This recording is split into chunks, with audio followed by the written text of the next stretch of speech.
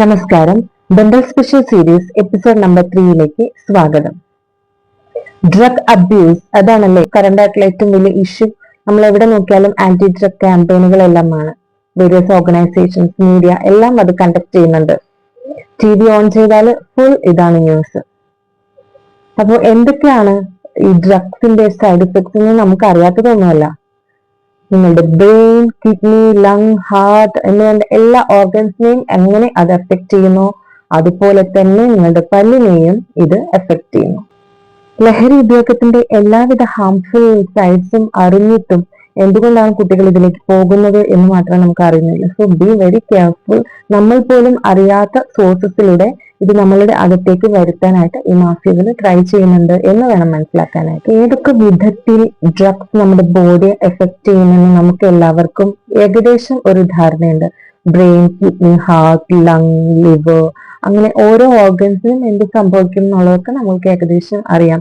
എന്നാൽ പല്ല്, വായ്ക്കകം എങ്ങനെ ഡ്രഗ് കൊണ്ട് എഫക്റ്റഡ് ആകും എന്ന് എത്ര പേർക്കറിയാം? മിക്ക മെഡിസിൻസിന്റെയും ഒരു സൈഡ് ഇഫക്റ്റ് ആണ് ഡ്രൈ മൗത്ത് അഥവാ സെറോസ്റ്റോമിയ എന്ന് പറയുന്നത്. എന്നാൽ സ്ഥിരമായി ഡ്രഗ് ഉപയോഗിക്കുന്ന, ഡ്രഗ് അഡിക്റ്റ് ആയ ഒരു വ്യക്തിക്ക് വളരെ സിവിയർ ആയിട്ടുള്ള സെറോസ്റ്റോമിയ ഉണ്ടായിരിക്കും. അതിന് കാരണം എന്താന്ന് വെച്ചാൽ നമ്മുടെ സലൈവറി ഗ്ലാൻസിനെ ഈ ലഹരി പദാർത്ഥങ്ങൾ എഫക്ട് ചെയ്യുന്നത് കൊണ്ട് സലൈവ പ്രൊഡക്ഷൻ കുറഞ്ഞ് ഉമിനീര് കുറഞ്ഞ് വായ്ക്കകം മുഴുവൻ ഡ്രൈ ആയിട്ട് ഇരിക്കും. ഇങ്ങനെ സംഭവിക്കുമ്പോൾ സ്വാഭാവികമായിട്ട് ക്ലെൻസ് ആവേണ്ട നമ്മളുടെ പല്ലുകൾ ക്ലെൻസ് ആവില്ല.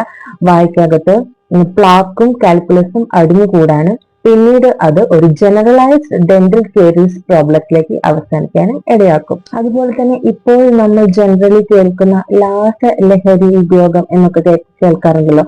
ഇതിലടങ്ങിയിരിക്കുന്ന മിത്താംഫെറ്റമിൻ എന്ന് പറയുന്ന കണ്ടന്റ് MDMA മെയിൻ കണ്ടന്റ് ആണ് മിത്താംഫെറ്റമിൻ. ഇത് ഹൈലി അസിഡിക് ഇൻ നേച്ചർ. അങ്ങനെ വരുമ്പോൾ നിങ്ങളുടെ എനാമൽ പെട്ടെന്ന് വെയർ ഓഫ് ചെയ്യാനും പല്ലുകൾ പൊടിഞ്ഞു പോകാനും സാധ്യതയുണ്ട്. മൂന്നാമത് എന്താണെന്ന് വെച്ചാൽ ബ്രക്സിസം ആണ്, അഥവാ ജോ ക്ലെൻജിങ് എന്ന് പറയും.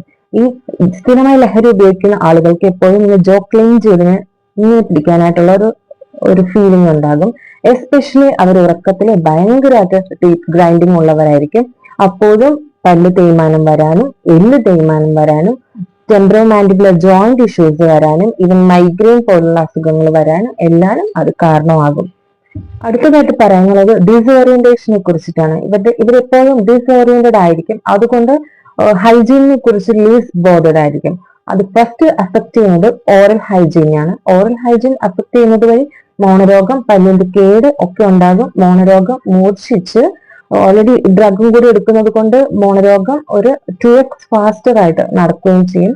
അപ്പോൾ പെട്ടെന്ന് തന്നെ പല്ലിന് ചുറ്റുമുള്ള ആൽവിയോളർ ബോൺസ് നശിച്ച് പല്ല് നഷ്ടപ്പെടാനുമുള്ള ചാൻസും ഉണ്ട്. അപ്പോൾ ഇത്രയും ഇഫക്ട്സ് എല്ലാ ലഹരി ഉപയോഗിക്കുന്ന ആളുകളും ഫേസ് ചെയ്യേണ്ടി വരുന്ന കാര്യങ്ങളാണ്. എനിക്ക് നിങ്ങളോട് പറയാനുള്ളത്, നിങ്ങളെയും നിങ്ങളുടെ ഫാമിലിയെയും സമൂഹത്തെയും തകർക്കുന്ന ഡ്രഗ്സിനോട് നോ പറയാനായിട്ട് പഠിക്കുക. ലഹരി ഉപയോഗിക്കുന്നവരെ പ്രോത്സാഹിപ്പിക്കാതിരിക്കുക. എന്തെങ്കിലും നിങ്ങളുടെ കണ്ണിലോ ശ്രദ്ധയിലോ പെട്ടാൽ അതോറിറ്റീസിനെ അത് അറിയിക്കുക. ആരോ പറഞ്ഞതുപോലെ narcotics is a dirty business. Thank you for watching. For more videos, stay tuned. Thank you.